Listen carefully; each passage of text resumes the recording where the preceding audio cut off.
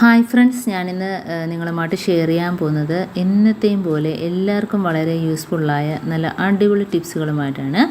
അപ്പം ഈ video skip ചെയ്യാതെ കാണുക. അത് മാത്രമല്ല, എൻ്റെ ചാനൽ സബ്സ്ക്രൈബ് ചെയ്യാതെ കാണുന്ന ആരെങ്കിലും ഉണ്ടെങ്കിൽ പ്ലീസ് ഒന്ന് സബ്സ്ക്രൈബ് ചെയ്ത് സപ്പോർട്ട് ചെയ്യാനും കൂടി മറക്കരുത്. അപ്പോൾ നമുക്ക് ഫസ്റ്റ് ടിപ്പിലോട്ട് കിടക്കാം. അപ്പോൾ നമ്മൾ തുണിയൊക്കെ വാഷിംഗ് മെഷീനിൽ കഴുകുമ്പോഴത്തേനും ബെഡ്ഷീറ്റ് അതേപോലെ വലിയ തുണികളൊക്കെ കട്ട പിടിച്ച് കിടക്കും. അപ്പോൾ എടുത്ത് വിരിച്ചിടാനൊക്കെ ഭയങ്കര പാടായിരിക്കും. അപ്പം ഇതേപോലെ ഒരു 3-4 കവറ് നമ്മൾ കഴുകുമ്പോൾ തന്നെ ചുരുട്ടി അതിനകത്തോട്ട് ഇട്ട് കൊടുക്കുക. അപ്പോൾ അത് കറങ്ങി താഴോട്ട് ഇറങ്ങിക്കോളും. അതേപോലെ തന്നെ നമുക്ക് വിരിച്ചിടാൻ നേരം അത് കട്ട പിടിക്കാതെ തന്നെ തുണി ഓരോന്നായിട്ട് നമുക്ക് ഈസി ആയിട്ട് വിരിച്ചിടാൻ പറ്റും. അപ്പം ഈ രീതിയിലൊക്കെ ചെയ്യാത്തവരൊന്ന് ചെയ്ത് നോക്കാം. ഇനിയിപ്പോൾ അടുത്ത ടിപ്പിലോട്ട് കിടക്കാം. നമ്മളിതേപോലെ ജാമിൻ്റെയൊക്കെ കുപ്പി അടച്ചു കഴിഞ്ഞാൽ ചിലപ്പോൾ തുറക്കാനൊക്കെ പാടായിരിക്കും. അപ്പം അങ്ങനെ വരുന്ന സമയത്ത് ഒരു ബൗളിനകത്തോട്ട് കുറച്ച് ചെറിയ ചൂടുവെള്ളം ഒഴിച്ചു കൊടുക്കുക. അപ്പോൾ ചെറുതായിട്ട് ചൂടുള്ള വെള്ളം ഒഴിച്ചു കൊടുത്തിട്ടുണ്ട്. ഇനി നമുക്ക് ആ കുപ്പി അതിനകത്തോട്ട് കമഴ്ത്തി വയ്ക്കാം. അപ്പം മൂടി അതിനകത്തോട്ട് മുങ്ങുന്ന രീതിയിൽ വെച്ച് കൊടുക്കുക. ഇങ്ങനെ ഒരു 5-10 മിനിറ്റ് വെച്ച് കൊടുക്കുമ്പം തന്നെ ആ മൂടി ലൂസായി നമുക്ക് കിട്ടും.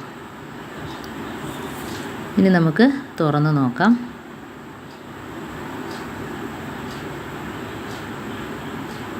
ഇനി നമുക്ക് തുണി വെച്ചോ അതല്ലെങ്കിൽ ടിഷ്യൂ പേപ്പർ വെച്ച് പിടിച്ചിട്ട് ഒന്ന് തുറന്നാൽ മതി. വളരെ ഈസി ആയിട്ട് നമുക്ക് തുറക്കാൻ പറ്റും. അപ്പോൾ ഞാൻ അതുകൊണ്ട് ടവൽ വെച്ചാണ് തുറക്കുന്നത്, കണ്ടോ. അപ്പം ചില സമയത്ത് നമ്മൾ അടയ്ക്കുമ്പോഴത്തേനും പിരി നല്ല രീതിയിൽ മുറുകിയിട്ട് തുറക്കാൻ പാടായിരിക്കും. അപ്പോൾ അതിനാലാണ് ഇങ്ങനെ ചെയ്യേണ്ടത്. ഇനി നമുക്ക് അടുത്ത ടിപ്പിലോട്ട് കിടക്കാം. അപ്പം പഞ്ചസാര കുപ്പി ഇതേപോലെ നമ്മൾ മിക്കപ്പോഴും പഞ്ചസാരയൊക്കെ അലിഞ്ഞ് കണക്കിരിക്കും. അപ്പോൾ അങ്ങനെ ഇല്ലാതിരിക്കണമെങ്കിൽ ഇതേപോലെ ഒരു ടിഷ്യൂ പേപ്പർ അതിനകത്തോട്ട് ഇട്ട് കൊടുക്കുക. അപ്പോൾ അതിൻ്റെ ഈർപ്പമൊക്കെ അത് പിടിച്ചെടുത്തോളും.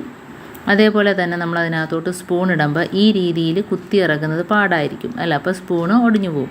അപ്പോൾ അങ്ങനെ ചെയ്യേണ്ട. അതിന് പകരം നമുക്ക് തിരിച്ച് കുത്തിയാൽ മതി. അപ്പോൾ ഈസി ആയിട്ട് തന്നെ അതിനകത്തോട്ട് കുത്തി വയ്ക്കാൻ പറ്റും. അപ്പോൾ എത്ര നിറയെ പഞ്ചസാര ഇരുന്നാലും നമുക്ക് സ്പൂൺ ഈ രീതിയിൽ കുത്തി വെക്കുകയാണെങ്കിൽ നമുക്ക് ഈസി ആയിട്ട് നമുക്ക് എടുക്കാനും വയ്ക്കാനും എളുപ്പമായിരിക്കും, കണ്ടോ. അപ്പം ഈ രീതിയിൽ ചെയ്യാത്തവർ ഒന്ന് ചെയ്ത് നോക്കുക. അടുത്ത ടിപ്പിലോട്ട് കിടക്കാം. അപ്പോൾ നമ്മൾ പഞ്ചസാര ഇട്ട് വെക്കുന്ന കുപ്പിയിൽ ഉറുമ്പ് കയറാറുണ്ട്. അപ്പോൾ അങ്ങനെ ഇല്ലാതിരിക്കണമെങ്കിൽ നമ്മൾ സ്വല്പം വിനാഗിരി ടിഷ്യൂ പേപ്പറിനകത്തോട്ടാക്കിയിട്ട് എല്ലായിടത്തും ഒന്ന് തേച്ച് കൊടുക്കുക. അപ്പം ഈ വിനാഗിരിയുടെ മണം അടിച്ചിട്ട് ഉറുമ്പിൻ്റെ ശല്യമൊക്കെ കുറഞ്ഞ് കിട്ടും.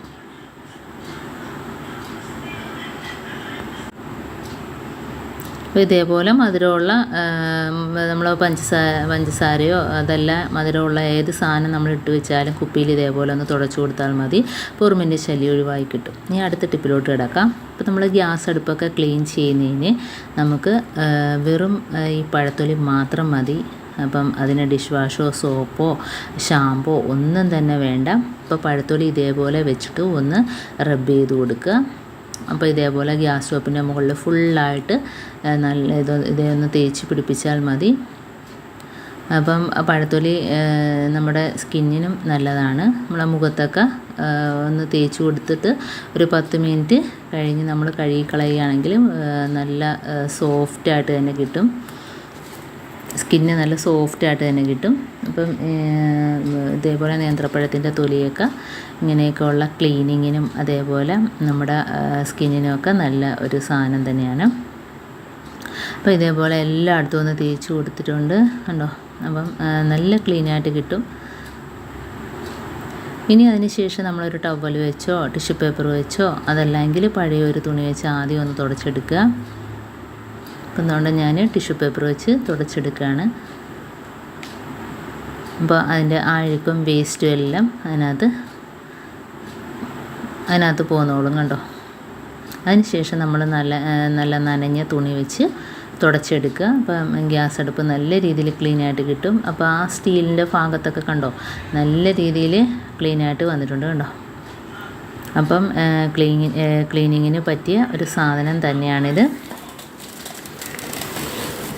അപ്പോൾ അതുകൊണ്ട് നനഞ്ഞ തുണി വെച്ച് എല്ലായിടത്തും തുടയ്ക്കുമ്പം തന്നെ അതിൻ്റെ ആ ഒരു തിളക്കം നമുക്ക് കാണുമ്പോൾ അറിയാൻ പറ്റും, കണ്ടോ.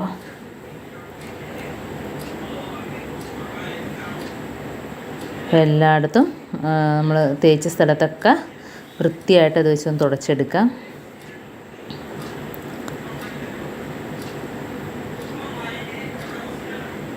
അപ്പോൾ ഗ്യാസ് അടുപ്പ് നല്ല രീതിയിൽ ക്ലീനായിട്ട് കിട്ടിയിട്ടുണ്ട്. ഇതേപോലെ സ്റ്റീലിൻ്റെ ഗ്യാസ് അടുപ്പാണെങ്കിൽ നമുക്ക് ചെയ്തെടുക്കാവുന്നതേ ഉള്ളൂ. അപ്പോൾ തട്ടെല്ലാം വെച്ച് കൊടുത്തപ്പോഴത്തേനും കണ്ടോ നല്ല പുതിയ ഗ്യാസ് അടുപ്പ് കണക്ക് തന്നെ ആയിട്ടുണ്ട്. അപ്പം ഇതുപോലെ ചെയ്യാത്തവരൊക്കെ ഒന്ന് ചെയ്ത് നോക്കുക. നമ്മൾ വെറുതെ കളയുന്ന തൊലി മാത്രം മതി. അപ്പം ഇത്രയേ ഉള്ളൂ. എൻ്റെ ഈ ടിപ്സ് നിങ്ങൾക്ക് ഇഷ്ടമായെന്ന് വിചാരിക്കുന്നു. ഇതിലേതെങ്കിലും ഒന്ന് യൂസ്ഫുള്ളായിട്ട് തോന്നിയിട്ടുണ്ടെങ്കിൽ ഒന്ന് ലൈക്ക് ചെയ്യാനും കമൻറ്റ് ചെയ്യാനും സബ്സ്ക്രൈബ് ചെയ്യാനും മറക്കരുത്. അതേപോലെ തന്നെ ബെല്ലൈക്കൺ എനേബിൾ ചെയ്യാനും മറക്കരുത്. എന്നാൽ മാത്രമേ ഞാനിടുന്ന ഓരോ വീഡിയോസും നിങ്ങളുടെ മുമ്പിൽ നോട്ടിഫിക്കേഷനായി എത്തുകയുള്ളൂ. അപ്പോൾ ഇനിയും നല്ല നല്ല ടിപ്സുകളുമായിട്ട് വീണ്ടും കാണാം. അതുവരേക്കും താങ്ക്സ് ഫോർ വാച്ചിങ്.